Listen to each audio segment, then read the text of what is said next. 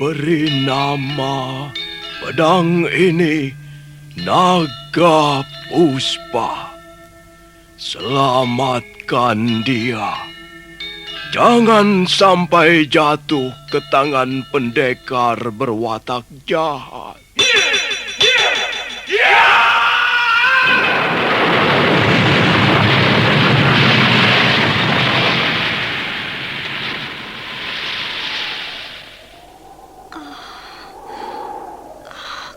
Kakang Kamandanu, kau masih juga tidak percaya bahwa aku mencintaimu. Mesin, maafkan aku, Mesin. Mesin. Mesin!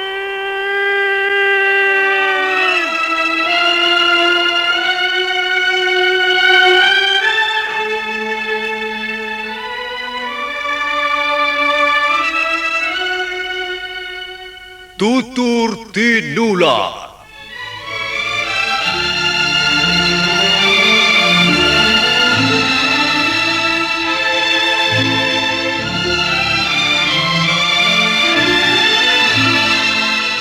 Sebuah sandiwara radio serial, produksi Sanggar Cerita dan Teater Sanggar Prativi. Sebuah kisah dengan latar belakang sejarah runtuhnya Singasari dan berdirinya Kerajaan Majapahit.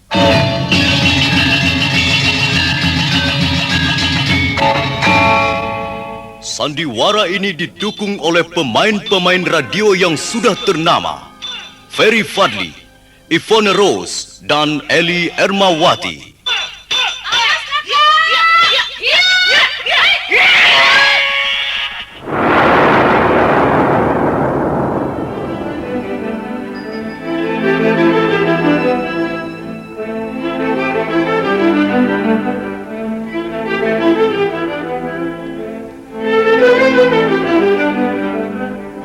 Cerita ini ditulis dan disusun oleh S. Tijab. Teknik dan montase dikerjakan oleh M. Pranoto dan Edwin Sutandi. Sutradara Bambang S. Kali ini mengetengahkan episode kedua dengan judul Kisah dari Seberang Lautan.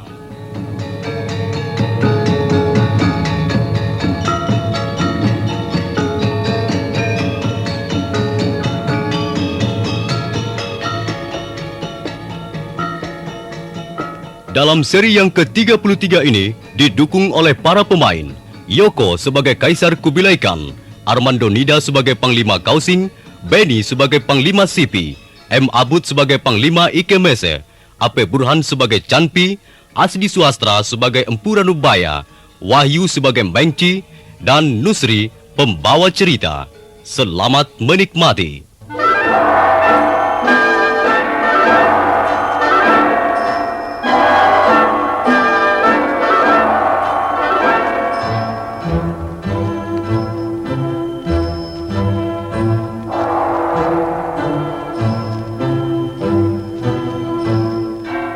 Kaisar Kubilai Khan memandang tajam ke arah Panglima Kausing yang masih berlutut di depannya. Kemudian, pimpinan tertinggi bangsa Mongolia itu menyentakan jubah kekaisarannya sebelum beranjak mendekati Panglima Kausing. Panglima Kausing? Ya, Baginda. Kau adalah salah satu panglima perang Mongolia yang menjadi kepercayaanku. Selama ini kau bekerja dengan baik, mengabdi pada kerajaan. Apa kau sama sekali tidak tersentuh hatimu melihat kelakuan Raja Singasari itu? Ampun, Baginda. Tentu saja, sebagai bangsa Mongolia yang lahir dan dibesarkan di tanah leluhur, hamba merasa tersinggung dan sakit hati. Nah, kalau begitu, bantulah aku menghukum Raja Jawa itu. Ampun, Baginda. Hamba bersedia berperang sampai titik darah penghabisan demi kebesaran Mongolia. Demi meluhurkan nama Baginda sebagai pemimpin bangsa. Tapi apa yang hendak hamba sampaikan ini barangkali belum Baginda pahami dengan seksama. Panglima Kausing, bukankah kau hendak memfitnah Perwira Mengci? Ampun Baginda, hamba ingin mengutarakan suatu kebenaran, bukan fitnah. Kausing, Mengsi sudah bekerja dengan susah payah. Dia menjalankan tugasnya dengan baik selama menjadi utusanku ke Singasari. Aku dan juga kau, kita semua harus menghargai jasanya ini. Betul Baginda, hamba sangat menghargai apa yang telah dilakukan Mengci dalam menjalankan tugasnya sebagai duta bangsa Mongol. Tapi hamba juga menyesalkan apa yang dilakukannya sebagai seorang perwira muda. Apa yang telah dilakukannya? Mengci berusaha membalas sakit hatinya dengan cara-cara yang tidak kesatria. Apa maksudmu? Ampun Baginda, Raja Singhasari itu memang patut mendapat peringatan keras atau hukuman. Kalau perlu kita kirim bala tentara untuk membuat Raja Jawa itu mau membuka matanya dan selanjutnya tidak lagi memandang rendah nama Baginda Kaisar Kubilai Khan.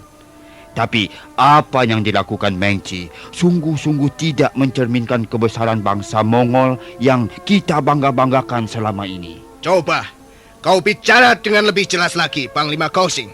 Jangan berbelit-belit. Ampun Baginda, terus terang hamba kurang bisa menyetujui tindakan brutal yang hanya menuruti hawa nafsu. Mengapa harus membunuh orang tua itu? Mengapa tidak? Dan mengapa hal itu kau anggap tindakan brutal, Kausing? Iya Baginda. Aku tidak mau bicara lagi soal ini. Kalau kau tidak setuju, kau bisa mengutarakan pendapatmu besok di depan sidang.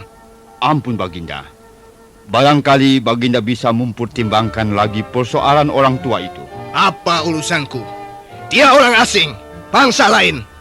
Apa keuntunganku membela kepentingannya, oh? Dan lagi, dia sudah tidak menaruh hormat padaku. Kalau memang hasil sidang memutuskan kepalanya harus dipenggal, nah, si tua Lanupaya itu harus diseret ke depan Algojo. Aku tidak akan menghalanginya lagi. Dia sama sekali tidak ada gunanya kita biarkan tetap hidup. Ampun Baginda, barangkali orang tua itu akan banyak gunanya seandainya Baginda sudi mendengarkan keterangan hamba. Apa gunanya orang tua itu? Dia tidak bisa apa-apa. Dia hanya akan merepotkan kita. Bahkan dia akan menimbulkan kesalahpahaman di antara kita. Orang tua itu mempunyai keahlian khusus Baginda. Keahlian apa? Hamba sudah membuktikannya sendiri.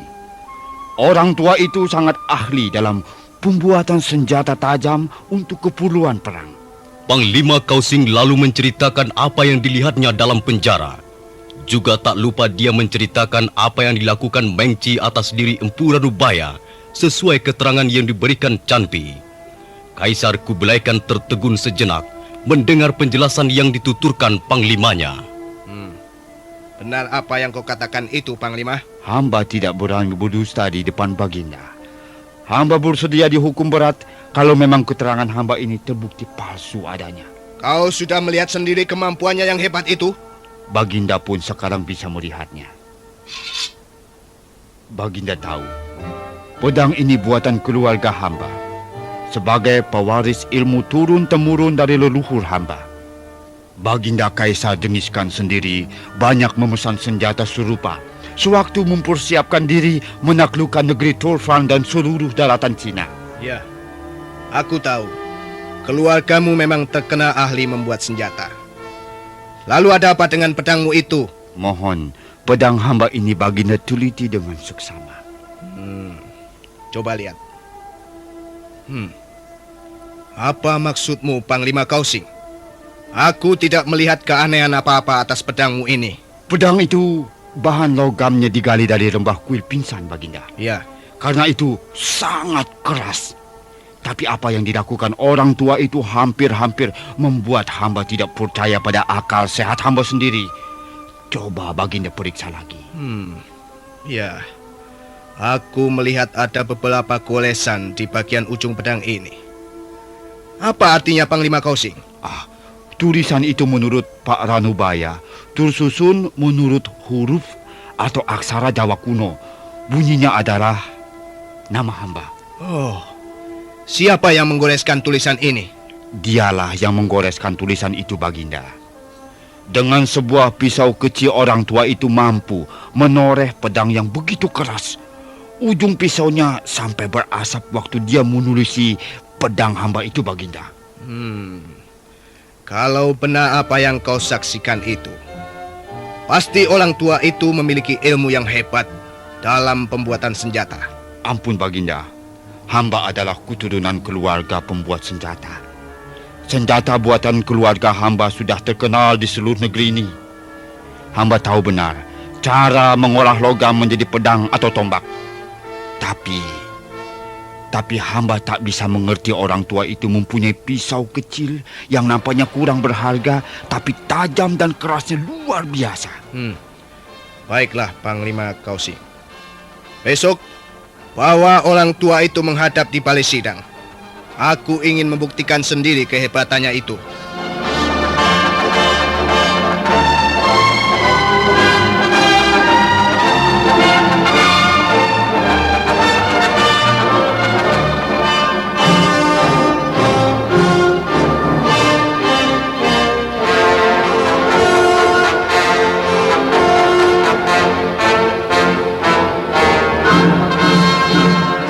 Apa maksudnya Panglima Kausing mengunjungi orang tua itu di penjara? Saya khawatir Canpi telah menceritakan perihal orang itu, Panglima. Maksudmu? Panglima Kausing berasal dari keluarga pembuat senjata. Kalau Canpi menceritakan bahwa si tua itu pun seorang ahli senjata, pastilah Panglima Kausing tertarik untuk mendekatinya.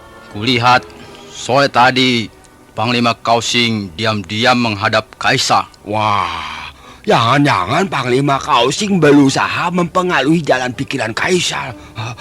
Dengan menggunakan keahlian si tua bangka itu. Itu bisa saja terjadi. Tapi bagaimanapun, aku tidak menyukai orang Singasari itu terus bercokol di negeri ini. Bagus. Ia harus ikut menanggung akibat perbuatan rajanya ke Tanegara. Benar Panglima Sibi. Kalau kepalanya sudah memusuhi kita, maka ekornya harus siap-siap dipotong. Soal ini aku yang akan mengaturnya, Mengci.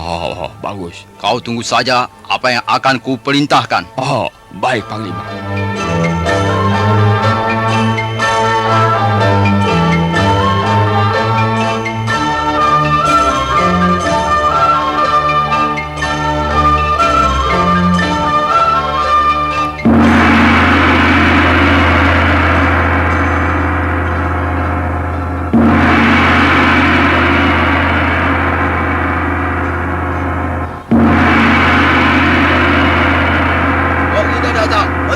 Kaisar datang.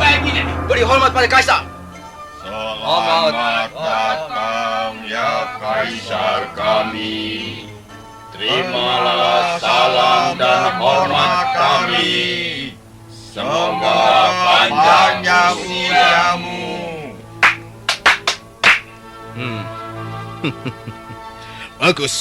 Bagus. Nampaknya semuanya sudah hadir. Bagus. Nah, silakan duduk semuanya. Kita berkumpul hari ini untuk membahas masalah bagaimana sikap kita terhadap Raja Singasari yang telah menghina bangsa kita. Coba, aku ingin mendengar pendapatmu, Panglima Sihpi. Ampun, Baginda. Jelas, Raja Singasari itu telah menghina kita. Dia melukai utusan kita dan melobek-lobek surat yang Baginda kirimkan untuknya. Karena itu, kita harus membalas penghinaan ini, Baginda. Saya, sebagai penerus generasi Mongol, merasa tersinggung. Karena itu, hamba usulkan, penggal kepala orang Singasari itu. Kirimkan pada Kertanegara disertai surat tantangan perang.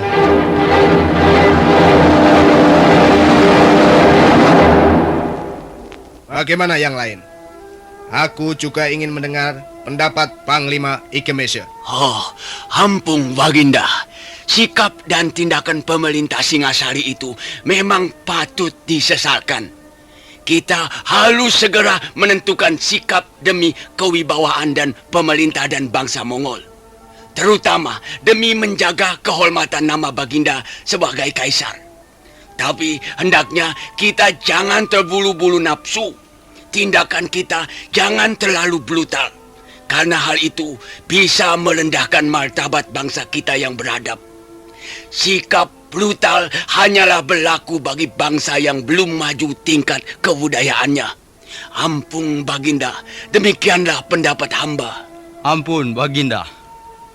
Menurut pendapat hamba, tindakan balasan seperti itu, seperti yang hamba usulkan, tidaklah brutal. Itu cukup wajar. Kita masih bernama manusia yang tersinggung dan marah apabila harga dirinya diinjak-injak. Justru kalau kita biarkan saja kelakuan Raja Singasari itu, bisa menimbulkan kesan bahwa bangsa kita adalah bangsa yang lemah. Hamba khawatir hal ini bisa mempengaruhi bangsa-bangsa lain yang sekarang menjadi taklukan maupun sekutu Mongolia. Aku juga ingin mendengar pendapat Panglima Kausing. Ampun Baginda. Pendapat hamba tidak begitu berbeda dengan pendapat Panglima Ikemese. Raja Singosari memang tidak pada tempatnya memperlakukan seorang utusan seperti itu. Tapi janganlah hendaknya kita melibatkan orang yang tak berdosa. Ampun Baginda, yang hamba maksudkan adalah orang tua di sebelah hamba ini. Dia orang Singasari, Panglima. Dia harus ikut bertanggung jawab atas perbuatan rajanya. Dia tidak berbuat. Mengapa harus bertanggung jawab? Lalu, bagaimana menurut pendapatmu? Apakah orang tua itu akan kita bebaskan begitu saja? Tidak. Kita bisa memanfaatkannya untuk mengadakan penghinaan balasan terhadap Kertanegara. Penggal kepalanya dan serahkan pada Raja Singasari itu disertai surat ancaman ataupun tantangan perang. Habis perkara. Kita adalah bangsa yang besar. Kita jangan mau dihina begitu saja oleh negeri kecil seperti Singasari. 10 negeri seperti Singasari bisa kita sapu bersih dengan bala tentara Tatar. Tunggu. Nah, sekarang giliranku untuk bicara. Kalian mendengarkan saja. Semula aku memang mempunyai maksud yang sama dengan apa yang diutarakan Panglima Sihpi. Tapi sekarang aku mempunyai pertimbangan lain. Kupikir pendapat Panglima Ikemese jauh lebih bijaksana. Bukan begitu Panglima Sihpi? Ampun Baginda. Kami hanyalah sekedar mengemukakan pendapat. Akhirnya semua keputusan berada dalam tangan Baginda yang agung, Kaisar Kublai Khan. Kami akan menurut apa yang Baginda putuskan. Ya, memang tak ada perlunya kita membunuh orang yang tidak mempunyai kesalahan. Jadi, Baginda akan membebaskan orang Singasari ini? Sabar Panglima Sihpi. Aku akan bicara sebentar dengan orang yang bersangkutan. Tuan Lanupaya. Iya, Tuan Kaisar. Saya tahu, Tuan bukanlah seorang sembarangan. Saya mendapat keterangan bahwa Tuan ahli dalam hal pembuatan senjata. Benarkah itu? Tuan tidak perlu menyembunyikan keahlian Tuan itu. Kami sudah tahu semuanya. Dan saya mempunyai bukti yang kuat bahwa Tuan memiliki keahlian yang langka. Apakah Tuan yang membuat tulisan di atas pedang ini? Iya, benar Tuan Kaisar. Luar biasa. Tuan ternyata mempunyai keahlian membuat senjata yang benar-benar langka. Sekarang, marilah ikut saya. Saya akan membawa Tuan ke ruang penyimpanan senjata milik Kekaisaran Mongolia.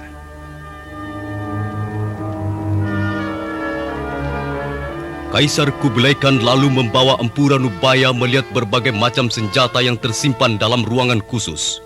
Tak lama kemudian, mereka sudah kembali lagi ke ruangan sidang, sementara para hadirin belum ada yang berani meninggalkan tempat duduknya.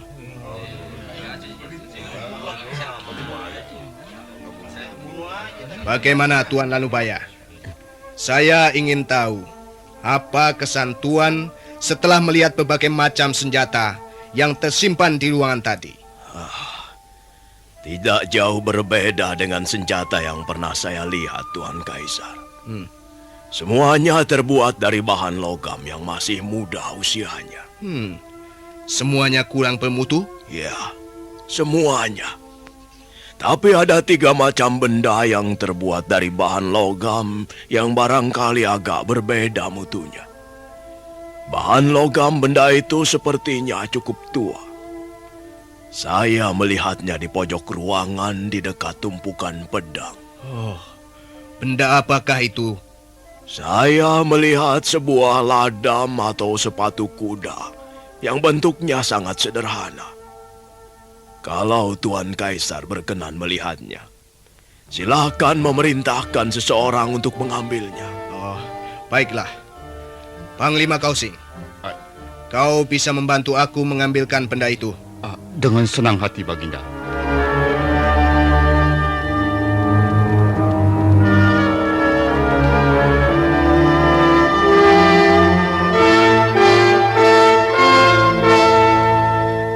Maaf, Baginda. Mungkin benda ini yang dimaksudkan Tuan Lanubaya. Iya. Apa benar benda ini yang Tuan maksudkan? Iya, benar Tuanku Kaisar.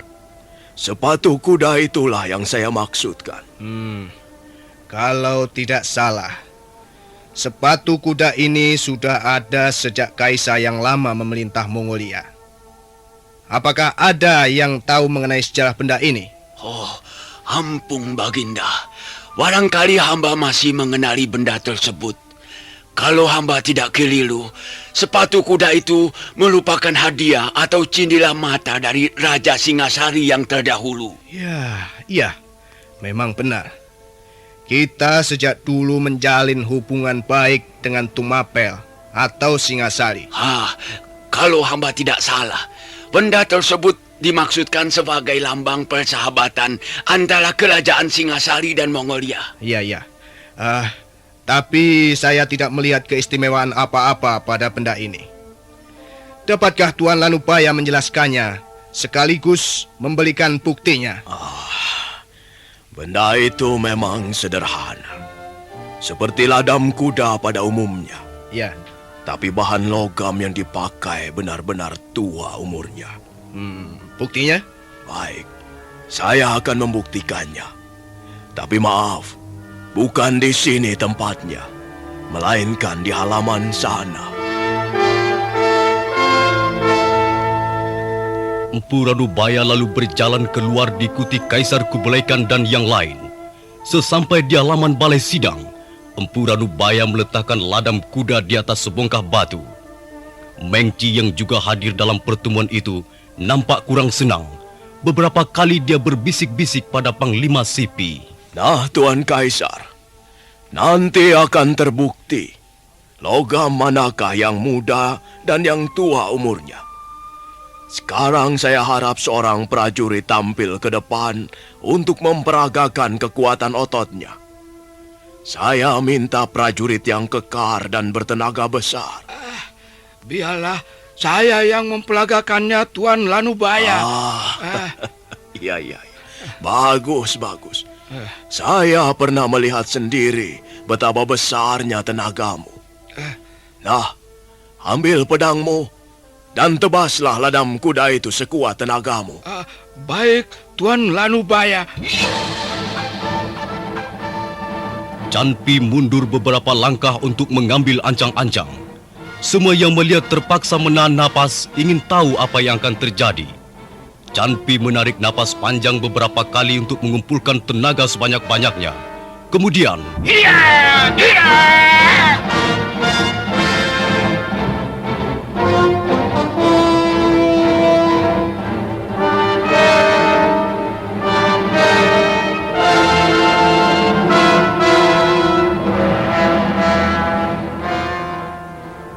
semua yang ikut menyaksikan di halaman balai sidang kerajaan Mongolia menahan napas.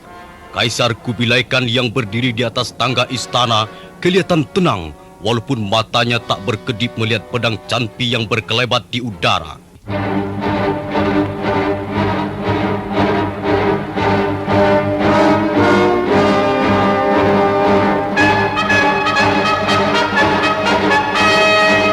Canpi yang bertubuh tegap dan kekar, dengan otot-otot lengan yang menonjol dan berkilat-kilat, mulai mengambil ancang-ancang. Sementara para penonton berdebar-debar menunggu apa yang akan terjadi. Nampak Kaisar Kublai Khan berdiri di sebuah panggung. Matanya menatap tajam ke arah Canpi yang mulai mengayun-ayunkan pedangnya.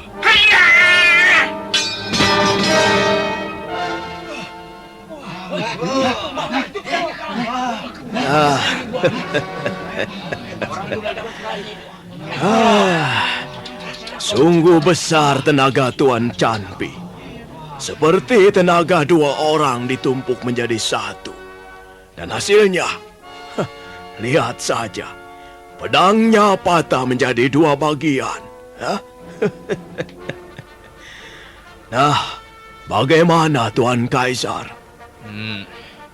Coba sekali lagi. Aku masih belum puas hanya melihat sekali saja. Iya. Boleh saja Tuan Kaisar. Saya kira tak ada gunanya, karena hanya akan membuang-buang pedang percuma. Hayo, siapa mau mencoba lagi? Silahkan, hayo. Berikan pedangmu, prajurit.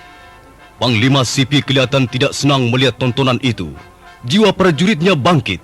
Maka segera dia menyambar pedang prajurit di sebelahnya. Kemudian... Iya!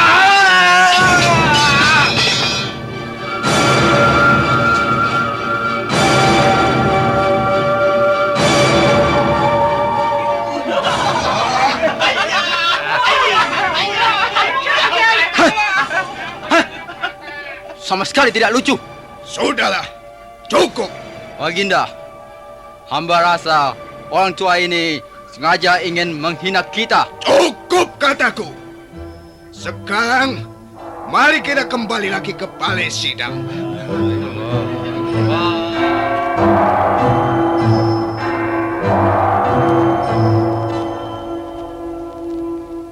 Tuan Ranubaya, saya sudah melihat sendiri buktinya bahwa Tuan memiliki pengetahuan yang mendalam tentang pembuatan senjata pusaka. Tuan Kaisar, pengertian senjata di sini ada dua macam. Senjata biasa yang bisa dibuat oleh hampir setiap tukang pandai besi.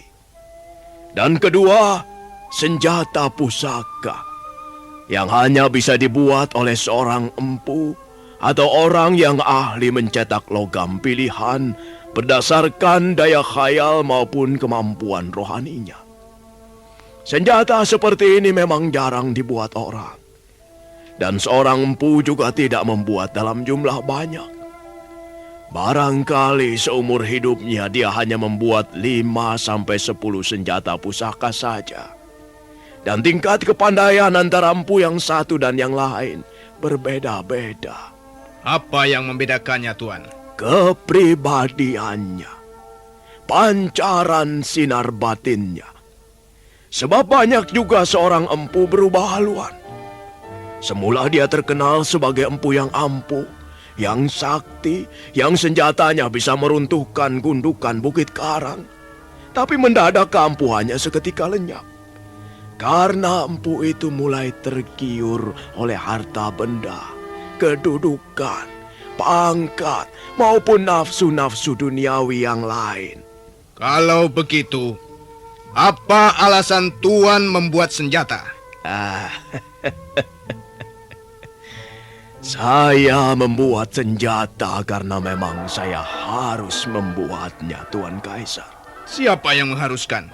Yang jelas, yang mengharuskan bukanlah seorang raja atau penguasa. Tuan agaknya tidak suka bekerja untuk kelompok tertentu. Benar, saya memang tidak bekerja untuk kelompok tertentu.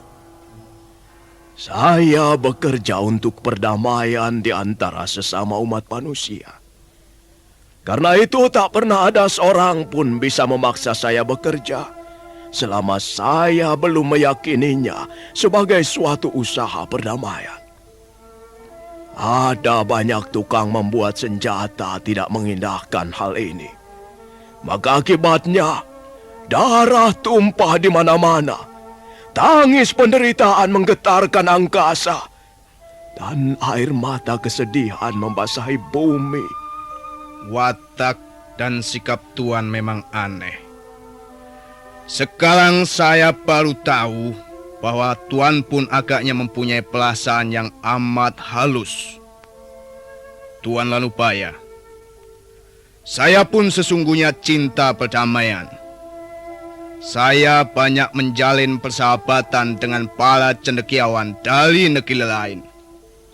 Saya sangat menyukai ilmu pengetahuan.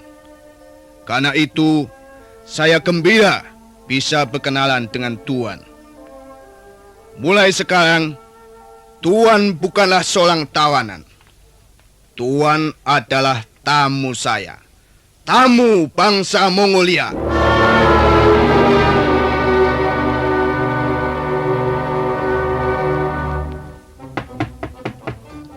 Masuk!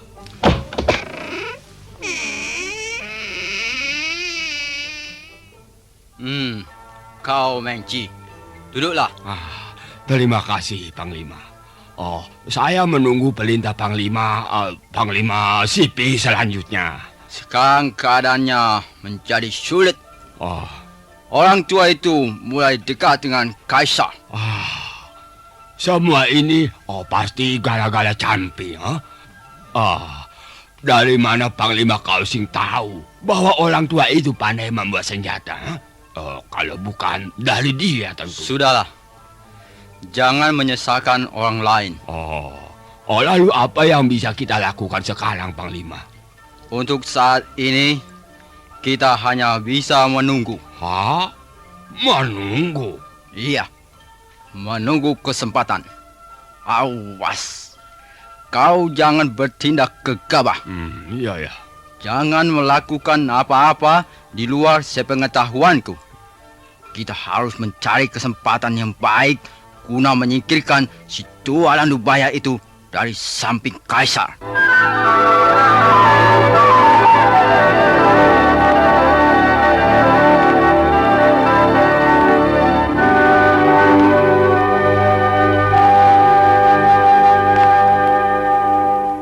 Haiya, Tuan Mengci.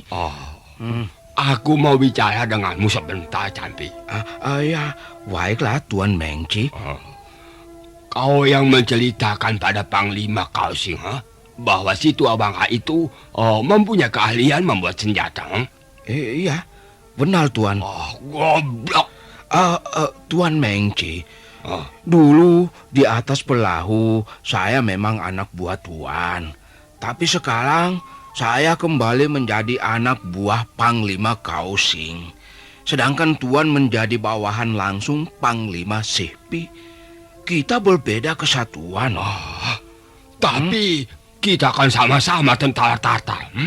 Mengapa harus berbeda pendapat? Orang Singasari itu pantas dihukum pancung. Mengapa kalian berusaha menyelamatkannya?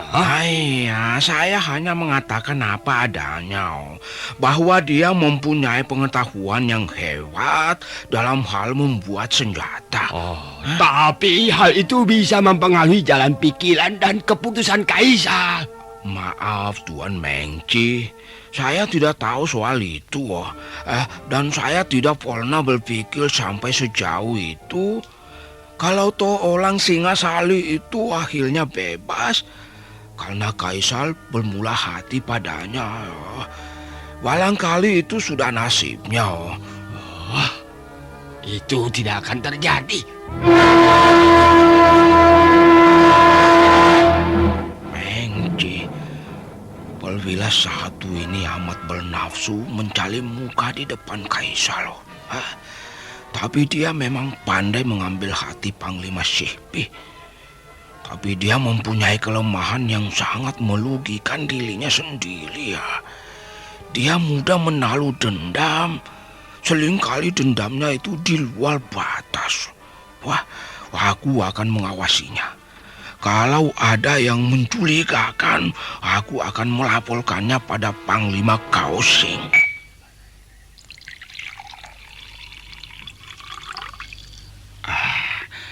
Kau tidak usah khawatir, Canpi. Mereka tidak akan bisa berbuat banyak. Pak Ranubaya sekarang sudah mendapat kepercayaan penuh dari Kaisar. Maksud Tuan Panglima? Tadi pagi saya menemui Kaisar. Oh iya. Kaisar kelihatan sangat berkenan ketika aku menanyakan pria Pak Ranubaya. Iya. Barangkali dan kemungkinan besar Pak Ranubaya akan dibebaskan. Wah, dikirim kembali ke negerinya Singasari ya? Iya. Tapi aku kira setelah pekerjaannya selesai. Pekerjaan apa itu, Panglima? Rupanya kau belum tahu ya. Memang ini merupakan perintah Kaisar yang agak dirahasiakan. Mari kita lihat. Tapi tunggulah, aku berpakaian dulu. Mau kemana, Panglima? Kita akan mengunjungi orang Singasari itu. Kita akan melihat dari dekat bagaimana dia bekerja membuat senjata pusaka.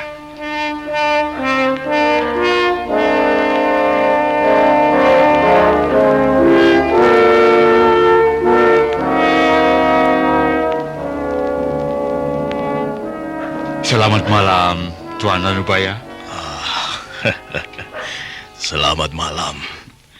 Nah, Tuan Panglima, coba mendekat ke sini. Akan saya perlihatkan sesuatu pada Tuan. Apa itu, Tuan Ranubaya? Semula saya agak bingung juga. Kaisar meminta agar saya membuat sebuah senjata pusaka untuk kenang-kenangan. Tapi kemudian saya ingat ada 3 macam benda yang tersimpan di ruangan khusus tempo hari. Lihat. Nah, di negeri kami, benda seperti ini namanya cente. Benda ini salah satu dari sekian macam alat untuk bermain musik. Di negeri kami namanya gamelan. Lihat, bentuknya lucu bukan? Tapi jangan dilihat bentuknya. Saya mengagumi jenis logam yang dipergunakannya. Termasuk logam tua juga umurnya. Kata Panglima Ikemese, cente, ladam kuda dan keris kecil ini memang merupakan hadiah dari Raja Singasari. Benda-benda ini oleh Prabu Ranggawuni dimaksudkan sebagai cindera mata, sebagai lambang persahabatan antara Singasari dan negeri Mongolia. Iya. Jadi Tuan akan membuat senjata dengan mempergunakan 3 macam benda ini? Iya, benar begitu. 3 benda ini akan saya bubur kembali. Akan saya lebur menjadi 1, baru dicetak lagi. Ya, suatu pekerjaan yang lumayan beratnya. Ya, tapi dengan begitu Tuan akan bisa bebas dari hukuman. Dan kemungkinan besar Tuan bisa kembali ke negeri Tuan. Apa begitu? Kalau Tuan dapat membuat senjata pusaka yang berkenan di hati Kaisar, saya jamin Tuan akan dibebaskan. Tuan Panglima, saya membuat senjata pusaka bukan untuk apa-apa. Saya sudah tua. Soal nasib, saya sudah pasrahkan pada kehendak Hyang Widi, penguasa seluruh jagat semesta ini. Apakah saya mau dibebaskan atau dipenjara selamanya? Apa mau dikembalikan ke negeri saya atau dibuang ke tengah laut? Saya tidak ambil pusing. Apakah Tuan bisa bekerja dengan baik di tempat seperti ini ya? Tempat ini cukup bagus untuk bekerja. Saya menggambarnya di atas meja marmer ini. Bagaimana menurut pendapat Tuan? Wah, aneh sekali bentuknya, Panglima. Tuan Ranubaya, apakah ini yang namanya keris? Iya, betul. Bentuknya memang keris Nagatapa. Keris yang tidak berlekuk. Tapi ukurannya saya memakai ukuran pedang bangsa Mongolia.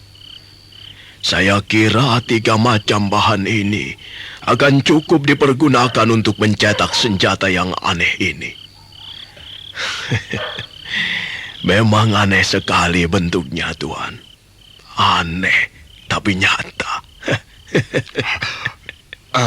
Berapa lama kira-kira Tuan selesai membuat senjata ini? Saya membutuhkan waktu 40 hari untuk merampungkannya, Tuan. Lama sekali ya. Saya pernah merampungkan 1 keris naga pola, keris berlekuk 7 dalam 9 bulan, Tuan. Iya. Kami percaya. Kerana senjata yang Tuan ciptakan mempunyai mutu yang sangat tinggi. Nah, baiklah Tuan. Sudah terlalu malam, kami minta diri. Iya. Terima kasih atas kunjungan tuan-tuan. Mulai besok barangkali tuan-tuan atau siapapun tak bisa menemui saya lagi. Karena saya harus bekerja keras. Iya, kami mengerti. Dan kami tidak akan mengganggu Tuan. Selamat bekerja Tuan Lanubaya.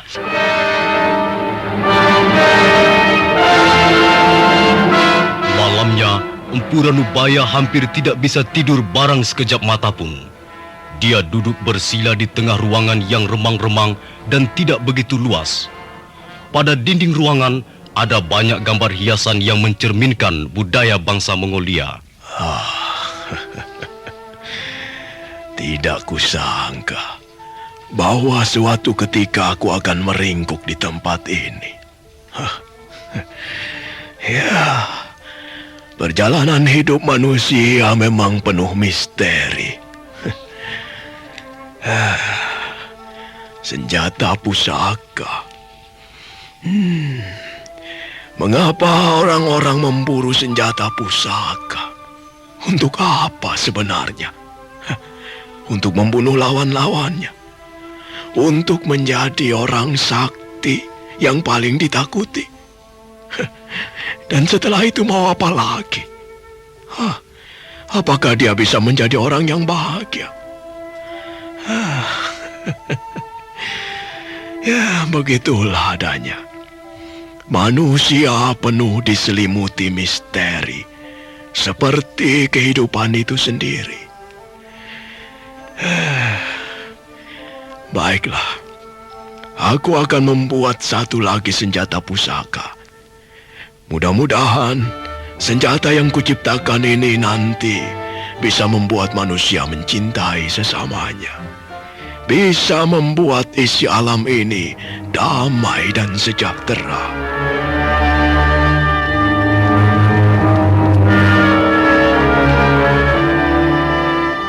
Maka mulai malam itu juga, Empu Ranubaya mempersiapkan diri untuk menciptakan senjata seperti yang sudah tergambar dalam khayalannya. Selama 3 hari 3 malam, dia tidak tidur, tidak makan ataupun minum. Duduk bersila dengan napas teratur dan tubuh sama sekali tidak bergerak. Pada malam ketiga, dia seolah bermimpi, antara sadar dan tidak, dia melihat orang tua berjanggot putih mengampirinya. Ranubaya anakku, bangunlah dari semedimu. Apa yang sudah menjadi keputusanmu itu sudah baik. Laksanakanlah. Mulailah bekerja. Bukan untuk Kaisar Kubilai Khan, melainkan untuk suatu cita-cita yang lebih mulia. Untuk meninggikan derajat manusia, anakku. Pesanku, kalau nanti senjata itu selesai kau ciptakan, berilah nama Naga Puspa. Naga merupakan lambang bumi di mana kau mencipta benda itu.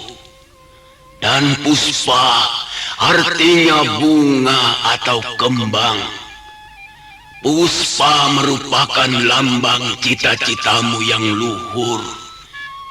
Nah, bekerjalah anakku.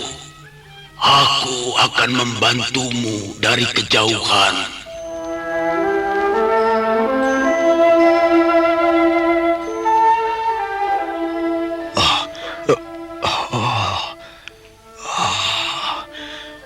Apakah aku tertidur dan sedang mimpi? Rasanya tidak. Aku seperti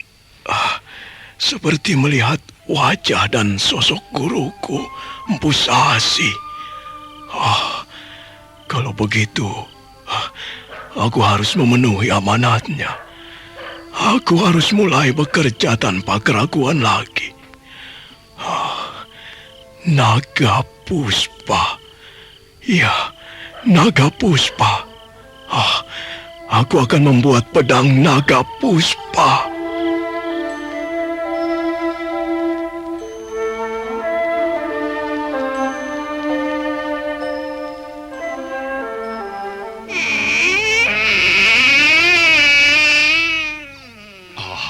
Panglima.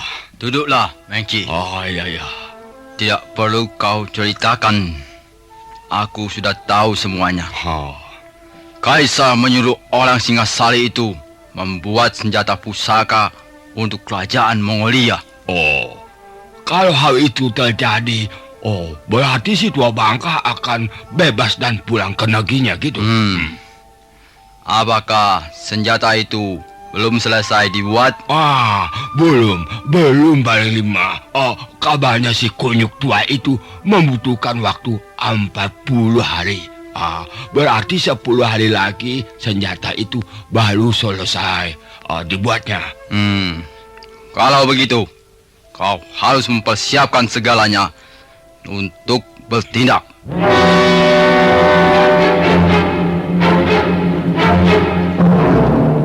Suasana dalam ruangan menjadi sunyi. Mengci dan Panglima Sipi berdiam diri, namun nampak di wajah dua orang itu tengah berkecamuk penuh rencana. Nah, para pendengar sekalian, apa yang direncanakan oleh Panglima Sipi dan Mengci? Apakah rencana mereka akan berhasil? Silakan menunggu episode Kisah dari Seberang Lautan seri berikutnya.